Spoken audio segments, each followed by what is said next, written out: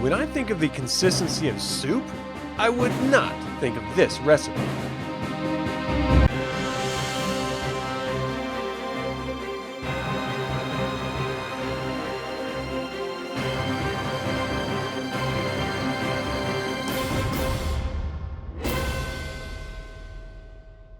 Today I am making Flamestrike's soup from Tika's cookbook and leaves from the Inn of the Last Home. If you've made this recipe, share your thoughts in the comments below. After cleaning the stovetop and counter, I secured my cast iron pot and assembled the myriad of ingredients. We have a pound of beef, our butcher didn't package a half pound, and let's be honest, it's really not that much when divided into a pot of soup.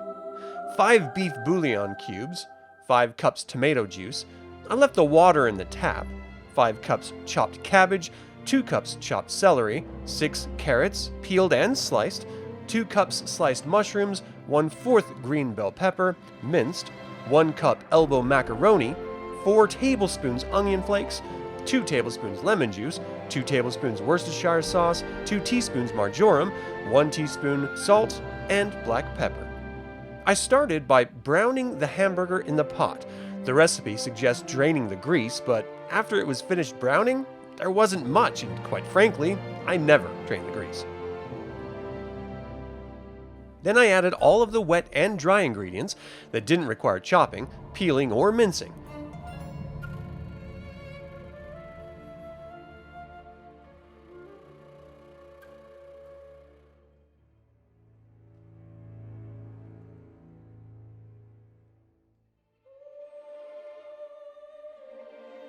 I began the veggies with the quarter bell pepper.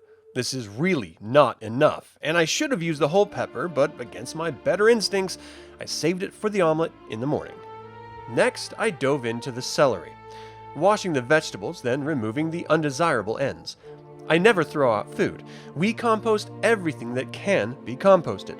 It feeds our garden, and against popular belief, composting does not smell, so everyone should be doing it. You have no excuse. Unless you live in an apartment. Reducing food waste should be our #1 priority, especially with our current inflation. After chopping the celery, I moved on to peeling and chopping the carrots. Peeling a carrot can be very satisfying when there are long, continuous strokes, and not hacking at it like you're whittling wood. This took a bit, and when I was watching a new series, The Beef, later in the evening, I saw that there's an infinitely better way of holding and using a knife than my method.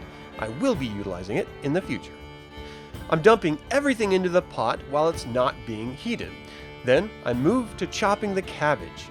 I've come to realize that no matter how much cabbage Siri may tell you that you'll need, half it.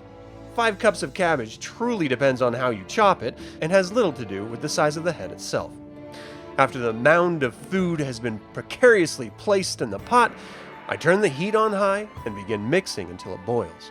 The only real concern at this point is making sure the beef bouillon cubes are dissolved, but with so much in this thing, I can't even find them, so mission accomplished, I guess?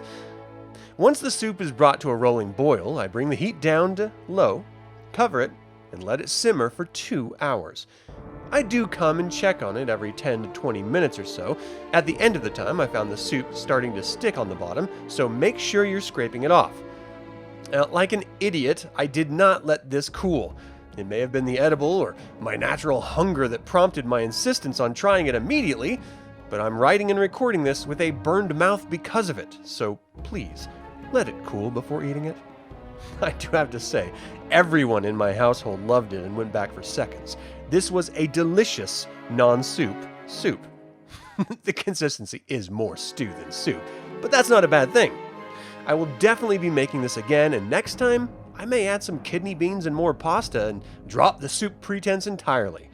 Oh, and some sharp cheddar topping this would be fire. Thank you for tuning in to this DragonLance recipe episode. This has been Adam with DragonLance Saga, and until next time, Salut.